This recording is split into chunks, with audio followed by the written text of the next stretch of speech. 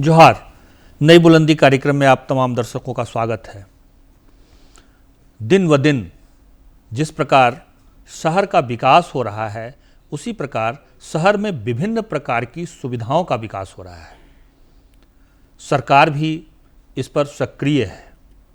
शहर में मूलभूत आवश्यकताओं के लिए कई प्रकार की व्यवस्थाएं जुटाई जा रही है। ऐसे में भवन निर्माण का एक बहुत बड़ा उद्योग शहरी क्षेत्रों में विकसित हुआ है। भवन निर्माण के क्षेत्र में व्यापारी और उपभोक्ता के बीच में लगातार डिस्प्यूट बढ़ने के कारण सरकार ने भी इसके पीछे और इसके बाहर एक बड़ा कानून बनाने की योजना बनाई थी। ऐसे ही कानून में से एक कानून है रेरा कानून। रेरा कानून शहर क्या, वो किसी भी जगह पर जो भवन निर्माण होता है, भवन निर्माण के विभिन्न पहलुओं पर वह नज़र रखता है और उसमें किसी प्रकार की कोई गड़बड़ी होती है, उपभोक्ताओं का अधिकार अगर हनन होता है तो वहाँ सक्रिय हो जाता है और अपनी भूमिका निभाता है। आज हम रेरा विषय को लेकर के आपके सामने प्रस्तुत हुए हैं। रेरा क्या है, कैसे है, किस प्रकार बना, क्यों बना, इसकी आवश्यकता क्यों पड़ी, ऐसे तमाम विषयों को लेकर के हम आपके सामने प्रस्तुत हुए हैं।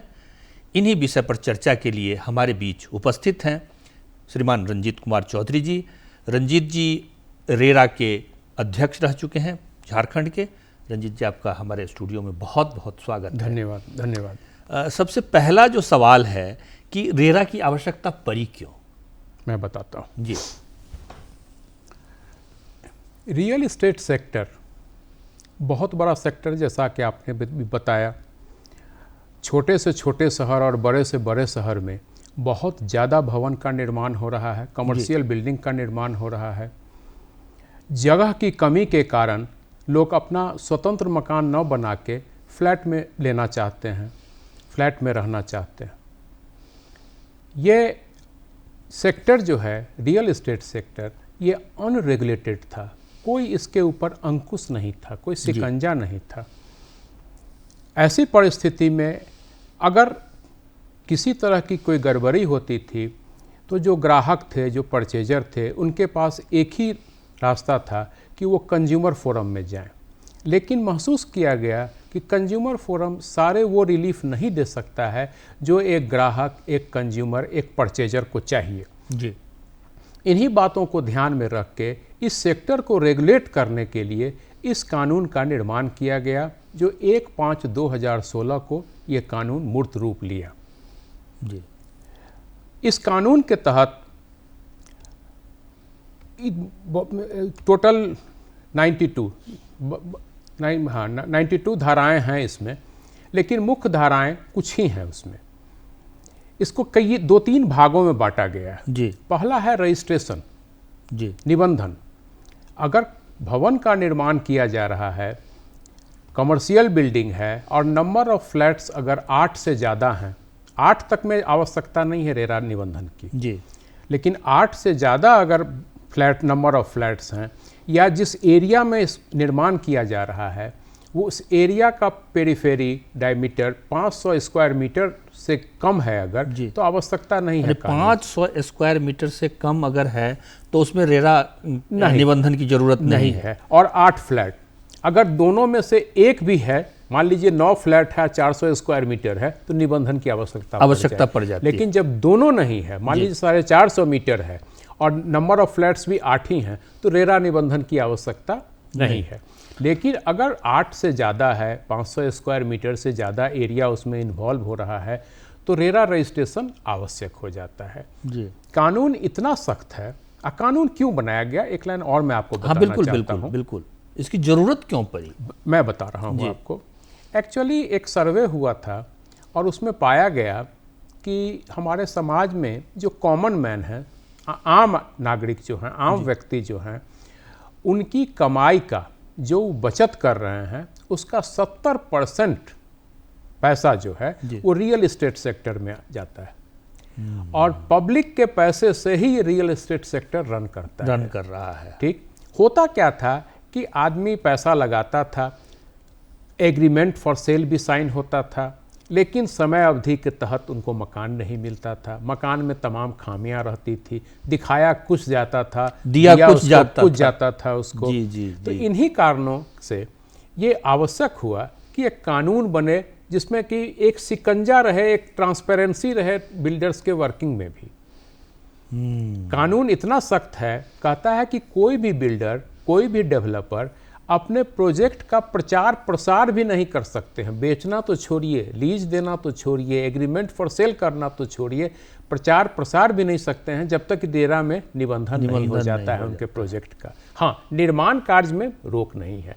अगर वो अपने पैसे से निर्माण कार्य कर रहे हैं तो रेरा को कोई मतलब नहीं है। लेकिन जहां उन्होंने अगर एग्रीमेंट करना शुरू किया, पैसा लेना शुरू किया, तो कहता है पहले आप निबंधन कराइए, और नहीं तो प्यूनिटिव सेक्शन है, फाइन हो जाएगा उनको। और प्रोजेक्ट कॉस्ट का 5% तक फाइन करने का प्रावधान किया गया है उसमें। पूरे प्रोजेक्ट का 5% तक आप फाइन कर सकते हैं अगर उल्लंघन होता है तो। अब क्या है कि आपको मैं क्रमवार ढंग से बताऊंगा कि कैसे रजिस्ट्रेशन होता है और क्या आवश्यकता है उसमें। नहीं, इसमें एक चीज़ मुझे अपने दर्शकों को बताना ज़्यादा रहे जरूरी होगा कि बड़ी आम कोई ग्राहक है और उसको कोई समस्या हो गई, तो वो कैसे अपनी समस्या को कहाँ ले जाएगा, किस मंच पर रखेगा? जैसे रेरा तो है, जानते हैं, बट उसको प्रक्रिया, प्रोसेस क्या है? मैं वो भी बताऊंगा आपको। पहले मैं आपको निबंधन बता देता हूँ और फिर बताता हूँ कि जो कंज्यूमर है, देखिए कॉमन मैन नहीं जा सकता है, जिसने फ्लैट नहीं खरीदा है तो वो क्यों जाएगा रेरा? क्यों जाएगा रेरा? जिसने फ्लैट खरीदा है या एग्रीमेंट किया है फ्लैट खरीदने के लिए, तो वो रेरा में कैसे आवेगा? ये सेकेंड स्टेज है। इसलिए मैंने कहा कि रेरा को हम लोग दो भाग में बांटते हैं इस कानून को। एक पहला भाग है निबंधन और दूसरा है एडजुडिकेशन। ठीक ना? आप जो प्रश्न पूछे हैं वो एडजुडिकेशन चैप्टर का है। मैं निबंधन पहले आपको बता देता हूं, फिर मैं आपको बताऊंगा कि एडजुडिकेशन कैसे होता है और जो कंज्यूमर हैं उनके राइट्स क्या क्या। जी जी जी, बिल्कुल। कहता है कि जैसे ही आपने अपना प्लान पास कराया, यूएलवी से आपका प्लान पास हो गया, रांची में है अगर, तो रांची म्युनिसिपल कॉरपोरेशन आपका जो प्लान है वो सैंक्शन करती है, तो उसके विद इन 2 मंथ्स आपको रेरा रजिस्ट्रेशन के लिए एप्लीकेशन दे देना पड़ेगा। आप अप्लाई कर दीजिए। एप्लीकेशन अब ऑनलाइन हम लोगों ने कर दिया था जी। पहले तो लिखित रूप से होता था, डॉक्यूमेंटेशन होता था, अब ऑनलाइन होता है। ऑनलाइन में जो रेरा रजिस्ट्रेशन के लिए उनको बहुत सारे डॉक्यूमेंट सबमिट करने पड़ते हैं। जैसे पहला तो है सैंक्शनड मैप जो है वो फाइल करेंगे। अच्छा, वो देना पड़ता है रेरा को? बिल्कुल बिल्कुल, उसका स्कैन करके उसको आपको अपलोड करना पड़ेगा।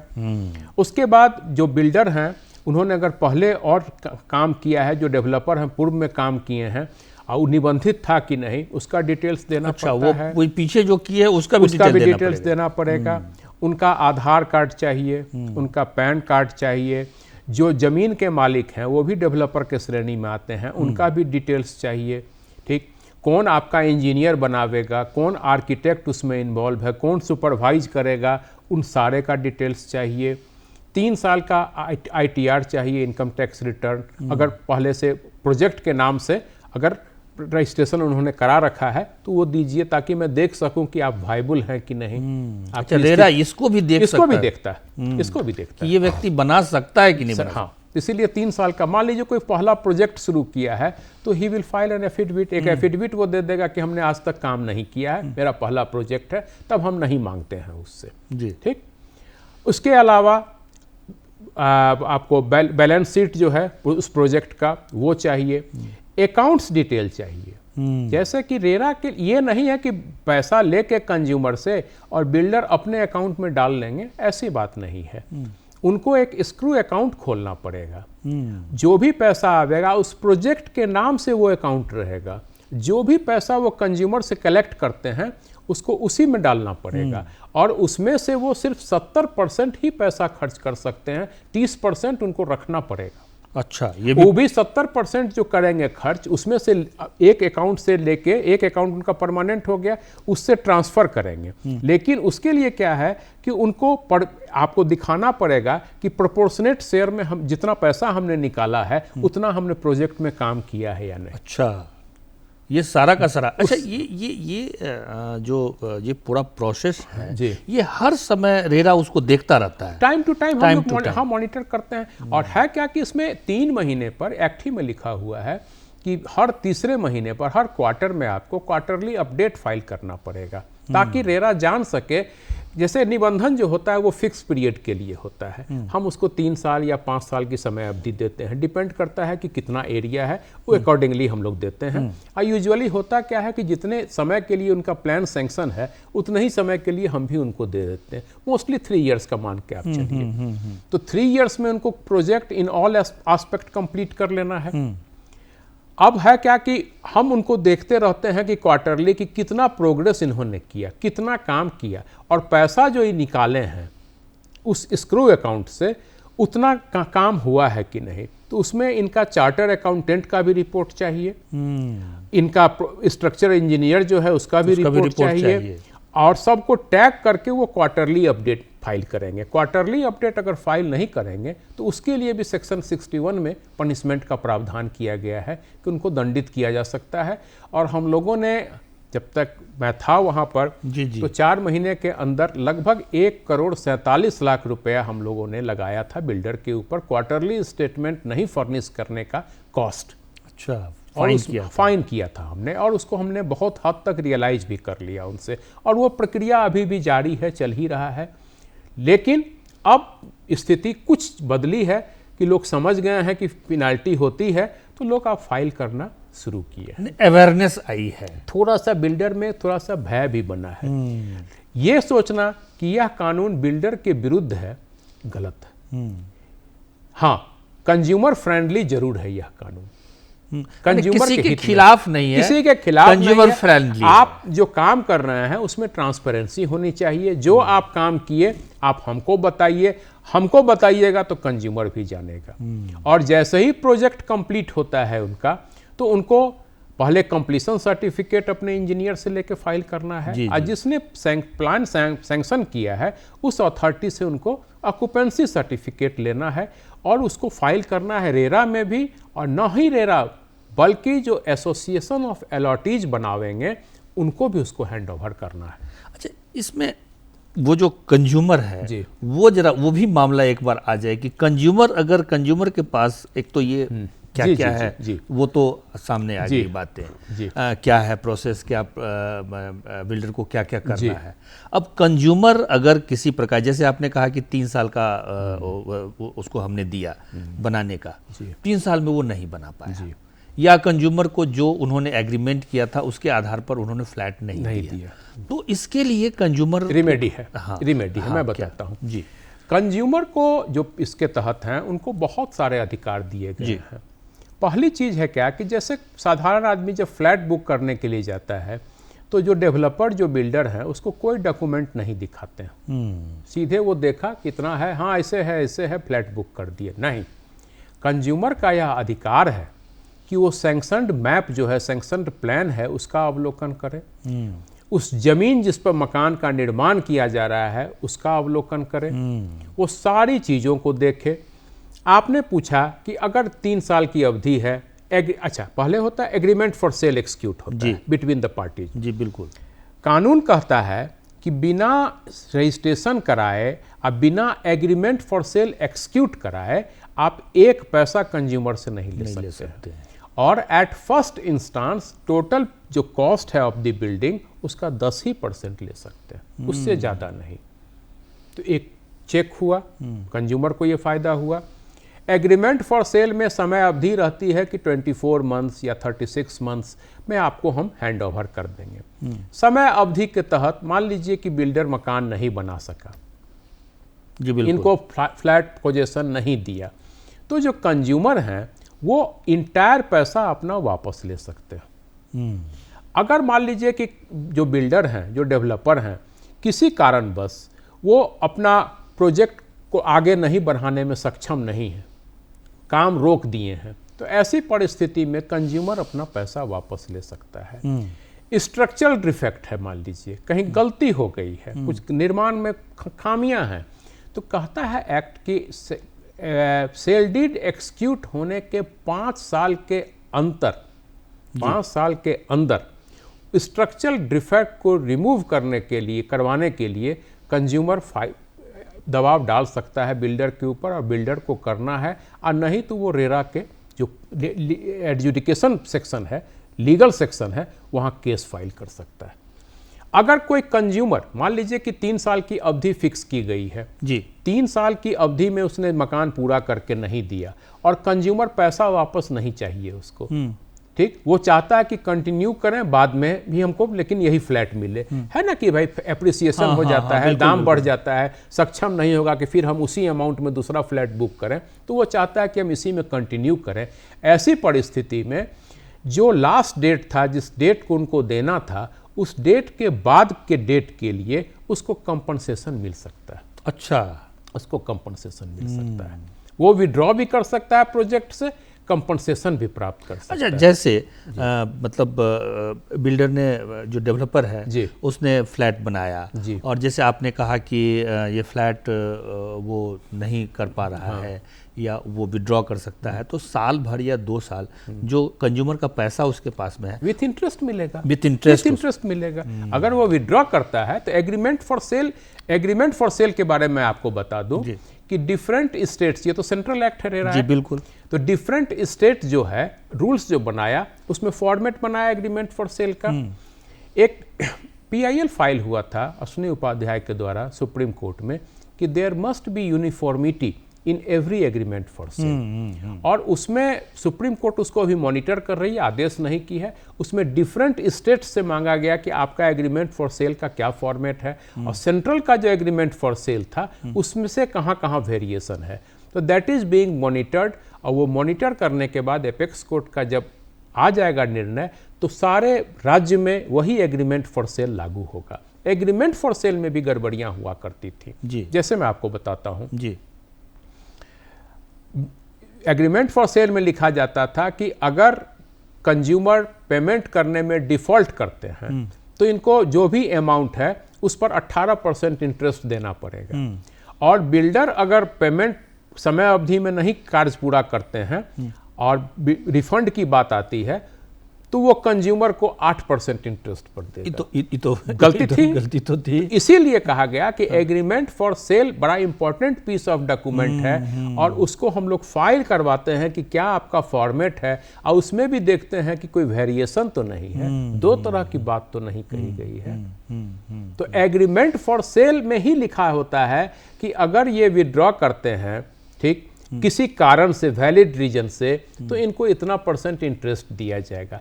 अपार्ट फ्रॉम इंटरेस्ट कंपनसेशन का भी हकदार है। अच्छा, कंपनसेशन का भी हकदार अच्छा, है। अगर डिले हुआ है जी, तो he is entitled for compensation also, वो ले सकता है कंपनसेशन। अवार्ड करती है, हम लोग अवार्ड किए हैं कंपनसेशन। अब मैं एडजुडिकेशन साइड में आपको जी, बिल्कुल, जी बिल्कुल। मान लीजिए कि स्ट्रक्चरल डिफेक्ट है, मान लीजिए कि समय अवधि के तहत नहीं मिल पाया उसको फ्लैट। मान लीजिए कि जो फ्लैट का निर्माण हो रहा है उसमें बहुत सारे डेविएशंस कर दिए गए हैं, सब स्टैंडर्ड मटेरियल लगाया जा रहा है कि बिल्डर के द्वारा, वगैरह वगैरह का, इस तरह की कोई भी बात अगर है तो वो कंज्यूमर जो है वो section 31 of the RERA act के तहत अथॉरिटी जो है हमारे यहाँ जो लीगल जो रेरा अथॉरिटी बनी हुई है, रियल एस्टेट रेगुलेटरी अथॉरिटी, वहाँ रेगुलर कंप्लेंट फाइल कर सकता है जी, और उस कंप्लेंट की सुनवाई होती है। जैसे सिविल कोर्ट में मामला चलता है कि बिल्डर को नोटिस किया जाता है, उनको बुलाया जाता है, उनका भी पक्ष सुना जाता है, और उसके बाद सर्टेन डायरेक्शंस उनको दिया जाता है। अगर प्रोजेक्ट उनका रजिस्टर्ड नहीं है, बहुत सारे केसेस आए जो अनरजिस्टर्ड प्रोजेक्ट में काम चल रहा है, वैसे परिस्थिति में उनको डायरेक्शन दिया जाता है कि सबसे पहले तो आप रेरा में रजिस्ट्रेशन कराइए, उसके बाद आप प्रोसीड कीजिए जी, ठीक, और ये रिलीफ उनको मिलता है। और रेरा में एक और पद है एडजुडिकेटिंग ऑफिसर का। अच्छा, सर्टेन सेक्शंस हैं, जैसे 12 है, 14 है, 18 है, 19 है।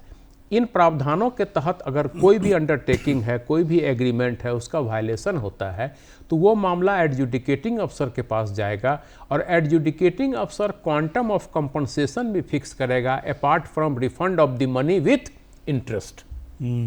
ये उसकी ड्यूटी है। तो दो, एक अथॉरिटी भी काम करता है और उसी रेरा में एक एडजुडिकेटिंग अफसर का भी पद है जो सिर्फ कंपनसेशन कंपोनेंट को, सर्टेन चीज को वो देखता है।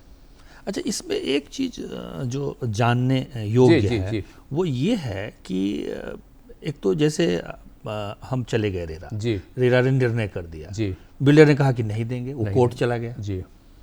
हो सकता है वो कोर्ट चला जाए। नहीं, इसमें है क्या कि रेरा इस कानून के तहत जी एक एपिलेट अथॉरिटी भी है। जी ये तो रियल एस्टेट रेगुलेटरी अथॉरिटी है, इसके ऊपर एक रियल एस्टेट एपिलेट अथॉरिटी भी है। जी। एपिलेट अथॉरिटी को रिटायर्ड हाई कोर्ट जज प्रिजाइड करते हैं और 2 मेंबर भी उसमें होते हैं, एक टेक्निकल मेंबर होते हैं, एक जुडिशियल मेंबर होते हैं।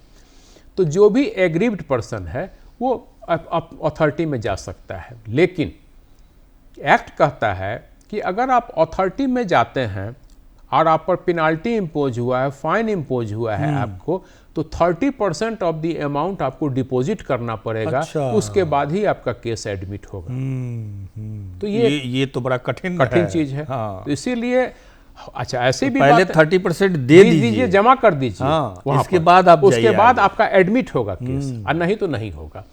ऐसा भी केसेस आया है जो वहां भी नहीं गए, यहां भी नहीं गए, वहां ऑर्डर का कंप्लायंस भी नहीं किए और एपिलेट अथॉरिटी में इन्होंने फाइल भी नहीं किया अपना केस, अब बैठे हुए हैं। तो ऐसी परिस्थिति में अपने ऑर्डर को एक्सक्यूट कराने का पावर भी रियल एस्टेट रेगुलेटरी अथॉरिटी को है। अच्छा, एक्सक्यूशन केस के रूप में उसको टेकअप किया जाता है, फिर उसको नोटिस किया जाता है, पूछा जाता है क्यों नहीं आप कर रहे हैं, क्यों नहीं कंप्लायंस कर रहे हैं। वो आया तो ठीक, नहीं आया तो एक्सपार्टी प्रोसीड करने का भी प्रावधान है और एक पक्षीय निर्णय करके हम लोग प्रोसीड करते हैं। और निश्चित रूप से जो रजिस्टर्ड प्रोजेक्ट्स हैं उसमें हम लोग को बहुत डिफिकल्टी नहीं होती है, क्योंकि उनका बैंक अकाउंट हमारे कब्जे में होता है, हम अटैच कर देते हैं उसको और उसी से उसको कंपनसेशन या रिफंड ऑफ द मनी और इंटरेस्ट सब पेमेंट कर देते हैं। ये रेरा के पास में ये पावर है कि वो खुद व खुद एग्जीक्यूट कर देता है। एक्चुअली कानून में ही लिखा है कि जो सिविल कोर्ट को पावर प्राप्त है वही अथॉरिटी को पावर होगा। तो अपने ऑर्डर को हम इंप्लीमेंट करा सकते हैं। अच्छा, इसमें अब एक चीज और थोड़ा विस्तार से बताइए कि एक आम उपभोक्ता रेरा में कैसे जाए। अगर वो बिल्डर के किसी भी कंडक्ट से डिससेटिस्फाइड है जी, ब्रीच ऑफ कॉन्ट्रैक्ट है, वायलेशन ऑफ सेल एग्रीमेंट है अगर, ठीक ना, तो उसको कुछ नहीं, एक फॉर्मेट बना हुआ है, फॉर्म ओ और फॉर्म एन, 2 फॉर्मेट है जी। एक सिंपल सा चीज़ है, उसी को अपने से भी भर के, लॉयर भी रखने की आवश्यकता नहीं है उसको, उस फॉर्म को भर के और 1000 रुपया उसका कोर्ट फी अमाउंट सरकार ने फिक्स किया है। आप जानते होइएगा कि कोई भी कानून जो बनता है तो उसको इम्प्लीमेंट करने के लिए रूल्स भी बनते हैं। बिल्कुल बनते हैं। तो 2017 में झारखंड में भी जो रूल्स बने हुए हैं उस रूल के तहत उनको 1000 रुपया कोर्ट फी देना पड़ता है, वो डिपॉजिट करते हैं और उस फॉर्म को भर के, फॉर्म एन जो है उसको भर के अथॉरिटी में देंगे और फॉर्म ओ अगर कंपनसेशन खाली चाहिए तो वो देंगे एडजुडिकेटिंग अफसर के यहाँ। वो जैसे ही फाइल करते हैं तो रेरा एक्शन में आ जाती है। अभी ऑनलाइन फाइलिंग की व्यवस्था हमारे यहाँ नहीं हो पाई थी, अभी ऑफलाइन है। अभी ऑफलाइन है, लेकिन अदर स्टेट्स में जहाँ पर जो डेवलप किया है वहाँ ऑनलाइन भी हो गया है जी। कुछ इंफ्रास्ट्रक्चर की कमी थी, हम लोग नहीं कर पाए थे, लेकिन है, प्रावधान है। अभी ऑफलाइन है, दिक्कत नहीं है उसमें। जैसे ही पिटीशन फाइल हुआ वो सिर्फ उससे एक्सपेक्ट किया जाता है कि वो हर डेट में आके अपनी बात कहे। अब ड्यूटी बन जाती है रेरा की कि वो जो पार्टी हैं, जो बिल्डर हैं, जो डेवलपर हैं, उनको नोटिस करे, उनको बुलावे। अगर नोटिस के बावजूद वो नहीं आते हैं तो एक पक्षीय आदेश भी रेरा कर देती है। अच्छा, उसमें भी एक पक्षीय आदेश, उसमें भी एक पक्षीय आदेश हो सकता है। और जो रिलीफ है, दूसरी चीज़ हम लोगों ने क्या किया कि इसमें एक मेडिएशन को हम लोग का इनपुट हमने दिया कि हम लोग चाहे कि पहले जो लिटिगेशन में पार्टी जाती है तो उससे बढ़िया है कि पहले हम उसको बुला के दोनों पक्ष को बैठा के समझौता करवा। अच्छा, ये भी एक प्रोसेस है जैसे अन्य मामलों में छोटे मोटे केसों में होता है। हम लोगों ने इसको इंट्रोड्यूस किया क्योंकि एक्ट में है प्रावधान कि आप मेडिएशन कर सकते हैं, तो हम लोगों ने यहाँ शुरू कर दिया उस चीज़ को भी और बुलाते हैं कि पहले आप बात कर लीजिए। और हम समझते हैं कि अच्छा रिजल्ट आया है, कम से कम 10 से 20% केसेस जो हैं वो तो डिस्पोजल हो ही गए हैं इन टर्म्स ऑफ कॉम्प्रोमाइज। इससे ज़्यादा हमको लगता है कि इससे ज़्यादा लिटिगेशन से कोई फायदा नहीं है, क्योंकि फाइनलिटी हो गया ना, उनको जो रिलीफ चाहिए था वो मिल गया। हाँ। और नहीं, अगर एडजुडिकेशन हम करते हैं तो फिर वो अपील होगा, अपीलेट अथॉरिटी के यहाँ जाएगा, वहाँ कुछ समय लगेगा, उसके बाद भी पार्टी डिससेटिस्फाइड है तो हाई कोर्ट जा सकता है। तो इसलिए लंबा प्रोसेस है, तो उसको कट शॉर्ट करने के लिए हम लोगों ने उसको किया। अच्छा, हम मतलब कार्यक्रम के अंतिम चरण में हैं, हमारे दर्शकों को आप क्या संदेश देना चाहेंगे? मेरा यह संदेश होगा कि कोई भी प्रोजेक्ट, अगर आप किसी प्रोजेक्ट में अपना इन्वेस्टमेंट कर रहे हैं, आप किसी भी प्रोजेक्ट में फ्लैट खरीद रहे हैं, तो पहले सबसे प्रथम चीज़ है वो आप देखिए कि वो प्रोजेक्ट रेरा में रजिस्टर्ड है या नहीं। अगर रेरा में रजिस्टर्ड है प्रोजेक्ट, तो मान के चलिए कि उसके पास जो डॉक्यूमेंट्स है रिगार्डिंग लैंड और जो व्यवस्था है उसकी, जो बिल्डर है वो वायबल है, वो गलत नहीं करेगा, आप संतुष्ट हो जाइए। दूसरी चीज़, आपको अधिकार है कि आप मांग सकते हैं documents related to land and building builder से। आप चाहिए तो उसको मंगा के देख लीजिए। आप देखने के बाद सेटिस्फाई होके एग्रीमेंट फॉर सेल जब एक्सिक्यूट हो जाए, उसके बाद आप पहला पेमेंट कीजिए। बहुत आप उससे पहले एक पैसा नहीं दीजिए बिल्डर को। बहुत अच्छी बात है। हम लोगों ने रेरा से संबंधित तमाम कानूनी और प्रशासनिक चीज़ों पर आज चर्चा की। चौधरी साहब हमारे स्टूडियो में आए, आपका बहुत बहुत आभार, बहुत बहुत धन्यवाद। ऐसे ही चंद कुछ विषयों को लेकर के हम आपके सामने में प्रस्तुत होते रहेंगे। तब तक के लिए अपनी टीम के साथ विदा लेते हैं। जोहार, नमस्कार। नमस्कार।